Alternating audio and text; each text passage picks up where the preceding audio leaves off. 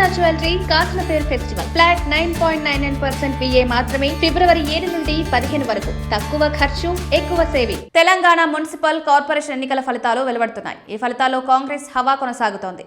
తెలంగాణలో 116 మున్సిపాలిటీలు 7 కార్పొరేషన్లలో మెజారిటీ స్థానాల్లో కాంగ్రెస్ దూసుకుపోతోంది. పలు మున్సిపాలిటీల్లో బీఆర్ఎస్ గట్టి పోటీనిస్తుండగా బీజేపీ కూడా కొన్ని ప్రాంతాల్లో ఆధిక్యంలో కొనసాగుతోంది.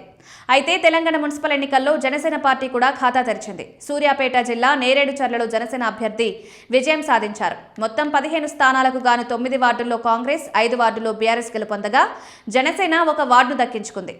సూర్యాపేట జిల్లా నేరేడుచర్ల మున్సిపాలిటీ పరిధిలోని 14వ వార్డు నుంచి జనసేన పార్టీ తరపున పోటీ చేస్తున్న ఉమ్మడి నల్గొండ జిల్లా జనసేన అధ్యక్షులు సరికొప్పుర నాగేశ్వరరావు సతీమణి అరూరి విజయలక్ష్మి గెలుపొందారు. మున్సిపల్ ఎన్నికల్లో 336 స్థానాల్లో పోటీ చేసిన జనసేన పార్టీకి చివరికి విజయం లభించడంతో సంతోషం వ్యక్తం చేస్తున్నారు పవన్ కళ్యాణ్ అభిమానులు, జనసేన కార్యకర్తలు.